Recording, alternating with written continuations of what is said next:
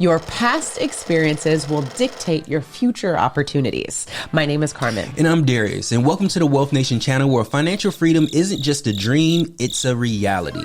Now, the topic of conversation today is going to be around a book called The 4 Agreements. Now, the reason why we're talking about this book called The 4 Agreements is because Carmen and I recently read it together, and it kind of left a stamp on us. It was so important that we felt that it was necessary for us to have a discussion with you today. Now, this isn't a new book by any means. It's an old book, but new to us.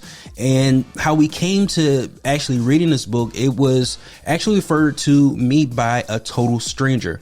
Carmen and I, we were recently at a hotel in Pittsburgh, and I was at the bar by myself, and I happened to sit next to an executive who we just started talking about business and marketing, and we started talking about different authors and some of the authors that he liked and some of the authors that I like. And the book that he suggested to me was The 4 Agreements. The reason being is because he said this is the foundation for all the other books that you'll ever read in your life. This is where it comes from.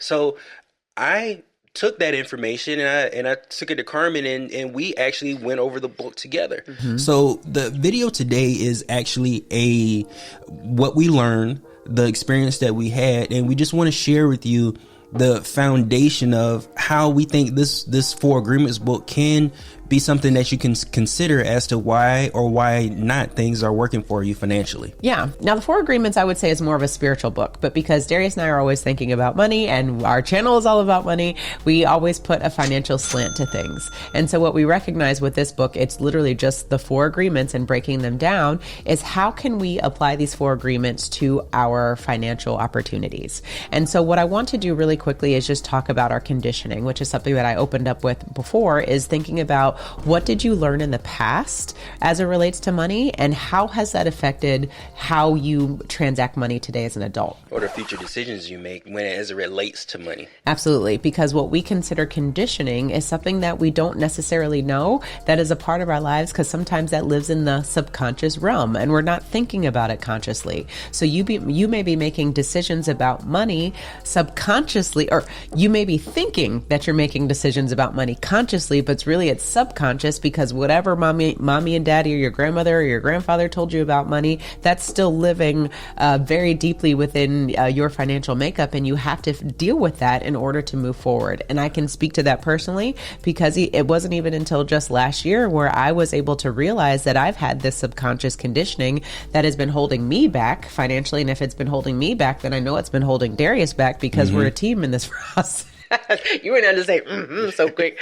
But the whole point is recognizing that this conditioning is really has allowed you to live a life that you don't necessarily know that you want, or that you really want to live, because you're just going along with emotions of what you've been taught. Right. And that may not necessarily be in the same alignment with the things that you actually want, and you don't go get it because of the conditioning. Right. Right. So that was a long rant, but we can jump into the 4 agreements. Yeah. So the first agreement is to be impeccable with your word.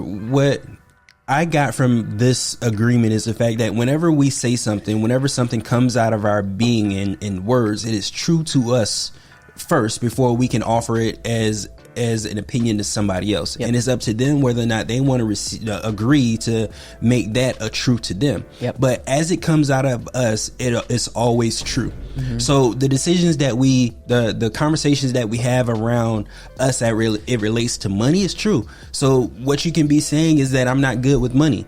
And it's true. You're not going to be good with money if you continuously say you're not good with money. Mm-hmm. And vice versa. If you say that you are good with money, you are good with money. Mm-hmm. If you say that I'm not good with numbers, mm-hmm. then of course you're not going to be good with numbers. Mm-hmm. Yeah. So going back to being impeccable with your word is, what are the words that are coming out of your mouth, and how can you cover coat those with sugar, with honey, whatever it is, or even realize it. Yeah. Identify it. Yes. So that you can make sure that you're really only speaking positivity, because like Darius said, if you put some negative stuff out there, then you get to hold it because you claimed it, because it came out of your mouth, and you may not be recognizing that the things that you're actually saying could be keeping you down down because you're just programming yourself, right? Think about how many times you tell yourself, if I'm not a numbers person, if you tell yourself that enough, your brain is just going to shut that part down because it's like, oh, I'm just not going to go there because I'm not a numbers person.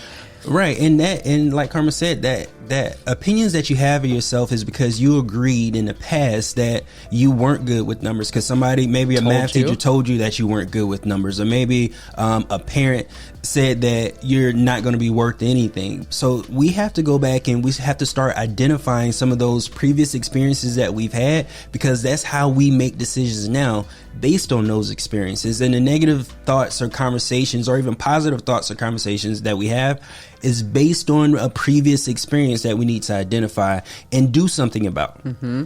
Now, the second agreement is don't take anything personally. And when we were thinking about this, we were like, whoa, this is a huge nugget to digest as it relates to your money, because money can be, or you can allow money to be very emotional. And what we always want to try to do to help the Wealth Nation family do is to take the emotion out of money, because money is neutral. That dollar bill that you hold in your hand, or that credit card that you hold in your hand, that is neutral. We place a value upon those things, and that's where emotion can really steer us in different directions. So when we think about taking things personally, you have to recognize that where you are right now financially, you can't take it personally, because it's all of the past experiences that you've had or actions that you've taken that have led you to this point. And so you can't take it personally because you have done it. You're not a victim of your past financial experiences. You've just been living your life, either consciously or subconsciously, or going with people's word, or not thinking about it. So you can't take it personally because you have created the financial situation that you're in now. So if you're happy about it, amazing. If you're not happy about it, well, again, we're talking about not taking it personally, right? This is just a result of the actions that you've taken. Yeah, and when I think about emotions, I think about, as we were going through this video, is the idea that for the love of money is the root of all evil. Mm-hmm. When that's the problem, is the fact that money can't love you back, mm-hmm. because its only job is to be transactional. Yeah. But we give it this emotion, which we think is the material thing, mm-hmm. but it's really us. Mm-hmm.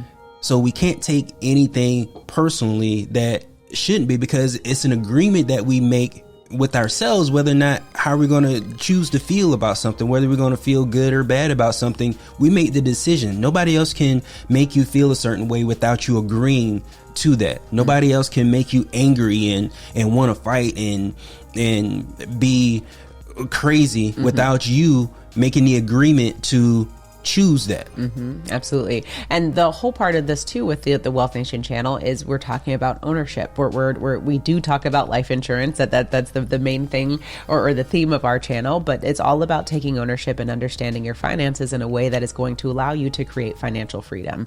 And when we read this book, the 4 Agreements, it just really created another opportunity for us to teach money in a different way.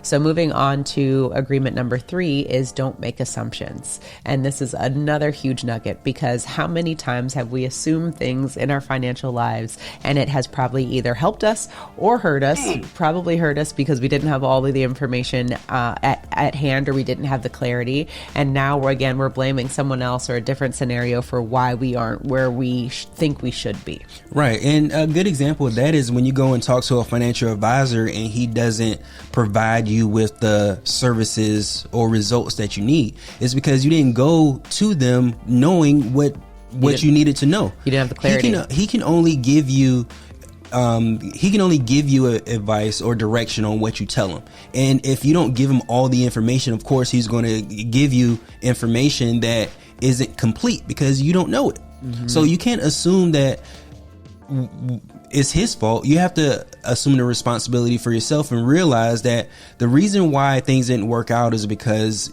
you didn't present all the information, mm-hmm. or knew the information, right? A lot of times ignorance can play a role in this, and it's just because of lack of clarity. And that's why, again, it's about empowering yourself and figuring out what do you want at the end of the day, because if you aren't clear with it, you can't bring it to our desk and help and assume that we're going to create that clarity for you. It all starts with you as as we talk about keeping your word, making your word impeccable, and not taking things personally, and then not making any assumptions, right? So you can't assume that what you see on the billboards, what you see in commercials is going to provide you your financial freedom. You have to figure out what it is that it's going to be for yourself, and never assume that someone else is going to create it for you. Right. And as we are talking about this book, and we said in the beginning that it can be applied to so many different things, or it can be applied to so many things, is because it's what you think about on a daily basis and how you make decisions. But we can also, as we say, we picking a new president, and when we think about politics, we get emotional about the people who we put in office, when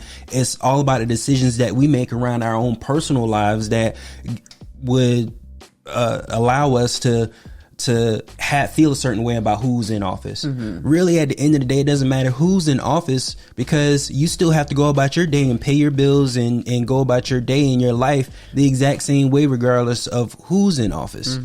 Yeah, and it goes back to like perception, right? Perception is personal. So whatever you perceive is going to be what you see in the world. So if you have a bad perception or a bad outlook on financial advisors, you're going to assume that all financial advisors don't have value to you, because that's what you perceive.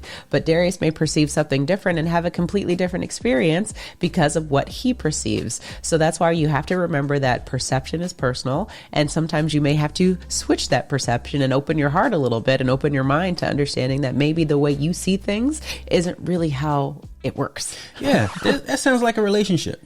It sounds like a relationship. And until you started to identify some of the things that you experienced in the past, I was able to better relate, because we had a conversation about it, and vice versa. There's some of the things that I experienced in my younger years as it relates to finances that made me make the decisions that I'm making, because that's the only thing I had to pull from. Totally, yeah. And when we started identifying those things in our relationship, we started being able to move forward as it relates to our household income, because we understand the foundation of the fact that we make decisions based on our past. And also the assumptions, right? A great opportunity with the third agreement is we can't make assumptions that either of us know what to do or know how to do it, or whatever it is, if you're dealing with a partner. Yeah, or drama, old drama. Bringing that all drama up. in the past. Yeah, exactly. Now, the fourth agreement is probably one of the easiest ones, but can be very challenging, because it is do your best. Now, the author explains doing your best as it relates to the three agreements. So being impeccable with your word, not taking things personally, and also not making assumptions. So every hour on the hour, every day that goes by, you have to continue to remind yourself of these four agreements to see, are you walking in this light? Right? Are you taking action in these ways that you can transform not only just your spirit, because that this is a personal growth book, but also your financial trajectory? What can you do? What ownership are you taking so that you can start getting in the right direction to obtaining wealth and creating that peace of mind for you and your family, so that money can flow to you freely? Right. At the end of the day, the most important person in this world is you.